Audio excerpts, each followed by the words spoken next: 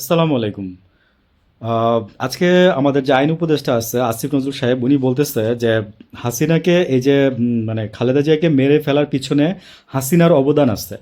হাসিনা ওকে slow poison দিয়ে দিয়ে আস্তে আস্তে আস্তে আস্তে করে মারা হয়েছে। ওই হাসিনা যখন ওই যে 26শে অক্টোবর 2013 সাল যখন ওই যে বক্তৃতা করছিল, হ্যাঁ, নির্বাচনটা হওয়ার আগে দিয়ে, যখন বালুর ট্রাক দিয়ে যখন আপনারা রাস্তা বন্ধ করে রাখছিল আওয়ামী লীগের লোকেরা, তো তখন আসিফ নজরুল সাহেব এই কথাটা মানে মুখ দিয়ে একবারও বলে নাই, এখন বলতেছে, এবার ইভেন কিছুদিন আগেও বলছে। আরেকটা কথা পাশাপাশি বলছে, আমিও কথাটা পাশাপাশি বলি, যে দেলোয়ার হোসেন সাইদি এবং এই যে খালেদা জিয়াকে দুজনকে স্লো পয়জন দিয়ে আস্তে আস্তে করে মারা হয়েছে।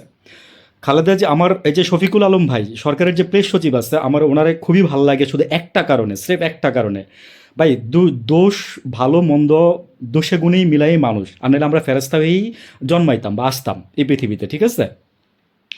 শফিকুল আলম ভাই বলছে যে এই যে দেলোয়ার হোসেন সাইদিরে যখন মানে কবর দিতে নিয়ে যায় ওনার এলাকায় 200 থেকে 250 লোক মারা হয়েছে। এইগুলোর তো আমরা কোনো বিচার দেখি নাই আসিফ সাহেব। তারপরে এই যে আপনি কিছুক্ষণ আগে বললেন যে এই যে খালেদা জিয়ার মারার পিছনে আপনার এই যে শেখ হাসিনার ফেসিস্ট সরকার, শেখ হাসিনা দায়ী। হ্যাঁ, আপনি আজকে এই এতটা মাসে বিচার করতে পারলেন না কেন? আমার কথা হচ্ছে এটা ভাই, মানে আমার কথা হচ্ছে যে আপনারা বলেন, হ্যাঁ, এ দায়ী, ও দায়ী, ও দায়ী, ওরে ধরছেন, ওরে ধরছেন, ওরে ধরছেন, এই করছেন, সেই করছেন, বিচারটা তো করতে পারেন না। আসিফ নজরুল সাহেব, আপনার ব্যাপারে তো আছে আর অনেক কথা, হ্যাঁ, ওইদিকে নাই গেলাম। আপনার ব্যাপারে বলে মানে আপনার ব্যাপারে যেমন মানে দুর্নাম বলে শেষ করা যাবে না, দুর্গন্ধ ছড়াবে শুধু। সুনামও কিছু বলা যায়, কিছু বলা যাবে, পাশাপাশি আছে, কিন্তু কাজের কাজ যেটা করার সেটা কিন্তু আপনারা কিছুই না। মানে আমার কথা হচ্ছে, সোজা কথা হচ্ছে, আমার এক কথা বাংলা কথা শেষ, আউটপুট নাই, আপনাদের কাজের কোনো আউটপুট নাই। আপনারা বক্তৃতা দিয়ে চলে যাচ্ছেন, বক্তৃতা দিয়ে বক্তৃতাই দেওয়ার কাজ আপনাদের, আপনাদের মানে বক্তৃতাই দেওয়া দেওয়া হচ্ছে আপনাদের কাজ আর কি, উদ্দেশ্য। বক্তৃতা দিয়ে দিয়ে আপনারা যাবেন, ঠিক আছে? দেশের মানুষ বক্তৃতা তো শুনতে চায় না ভাই। আপনারা যে কথাগুলো আজকে বলতেছেন না, সেই কথাগুলো আমরা আজকে আরও 5 বছর আগে জানি ভাই। আপনারা কি তখন জানতেন না? আপনারা অবশ্যই তখন জানতেন, ঠিক আছে? এই যে দেলোয়ার হোসেন সাইদির যে মৃত্যুর পিছনে যে কলাম তো ফার্স্টে আপনিই লিখছিলেন, সেটার সূত্র ধরেই তো হাসিনা মনে করেন যে আজকে দেলোয়ার হোসেন সাইদিরে ধরে তারপরে মনে করেন যে এই যে আস্তে আস্তে আস্তে আস্তে মারছে।